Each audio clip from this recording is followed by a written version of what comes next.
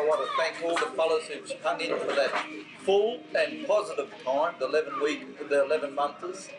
And if anything is ever going to be done, I'd like to see that these men here get prior consideration for us fellas who did go away.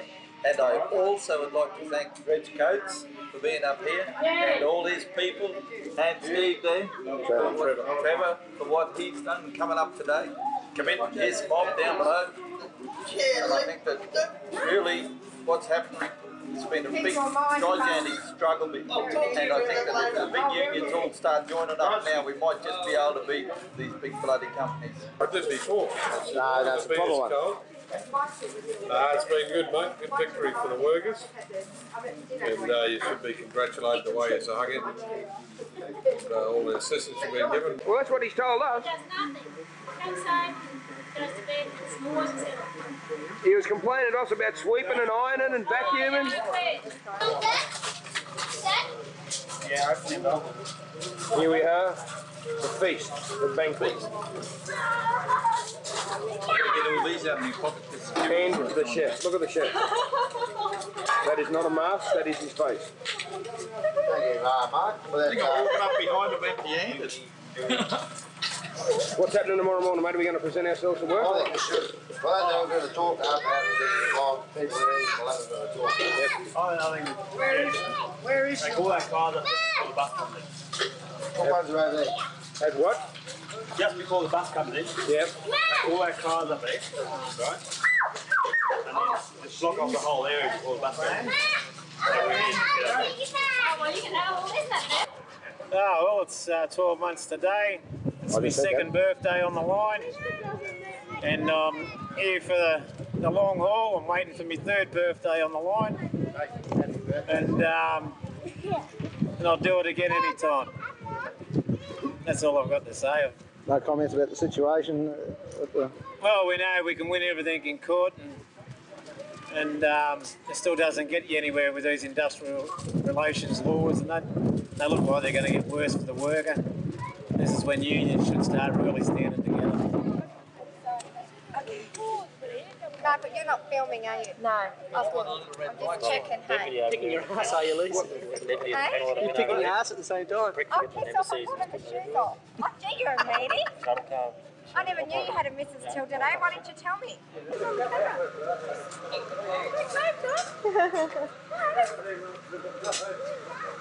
What? There, look, he's waving. He's waving. Yeah, how are you? Pretty happy that we've got as many people out here as we have at the moment, and none of us ever thought it was going to go 12 months when we started this, but here we are 12 months later. Hopefully we're getting pretty close, but you know, it's a nice, good, tight bunch of people we got here, and we just got to keep going. That's about all I'll say at the moment.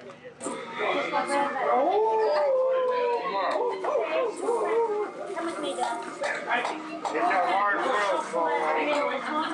that again, go on.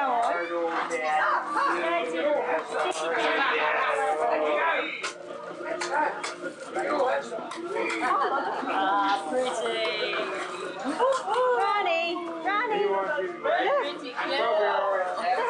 Despite the fact that almost everybody, including this union, thought that you people were going to be defeated in this dispute, I can tell you, you've turned them all around. You've shown them what it's all about. You've got the courage to require. And as I look tonight and I see the shirt that's been given out, and the shirt says, it's one of the most beautiful fitting things, and I think it depicts the Gordonstone people involved in this dispute. I hope it is the motto for the Gordonstone Life Forever is that if you don't fight, you're going to lose. Right. That, comrades, I've got to thank you very much for your great courage and your great effort over this last year. And your wives and your children. Thank you. All the boys on the lane. We've got a special guest up here tonight, which is Paddy Gorman. For those that don't know Paddy, he's the editor of the Common Cause, and Paddy's come up to the anniversary of the picket line, and we've got a father pointing our little Irish friend to say a few words.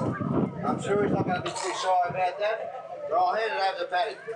My comrades and friends, I'd like to say first off that it's a great privilege and I'm very proud to be here with you today.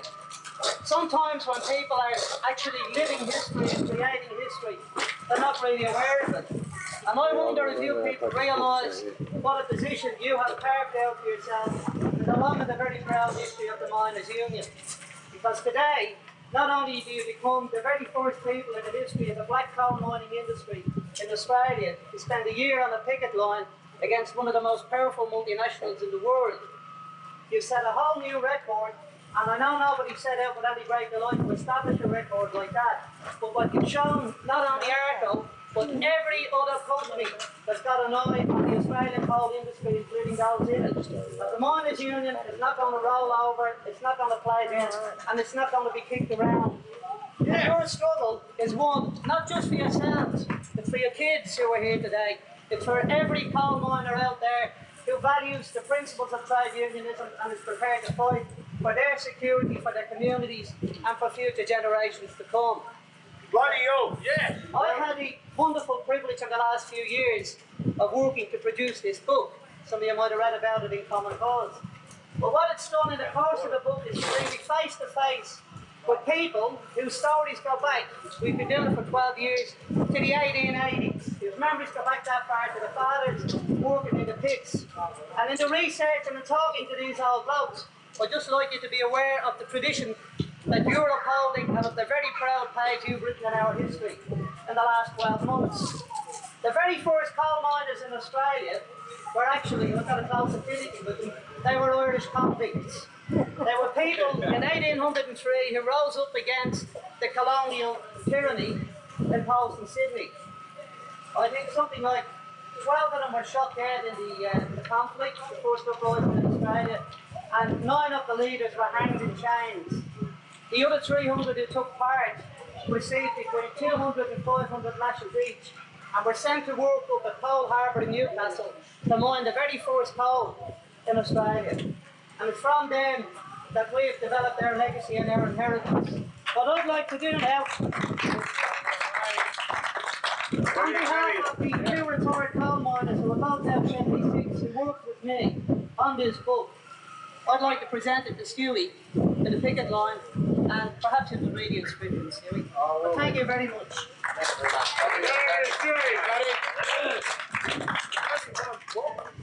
As you can see, we've got a nice book here, and it is a bit of history. There's a lot of history recorded in this book, and I only hope we can live up to what's in here. I'll read what's in here. It says, to the wonderfully courageous men and women of the Gordonstone picket line, his commitment to the principles of trade unionism and his determination to fight for the security of our community and for the right of future generations is an inspiration to all Australian workers. We salute your historic 12 months of the picket line.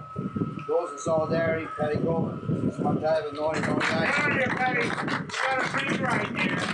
You got a pretty right. 13th, day before the commission, the appeal.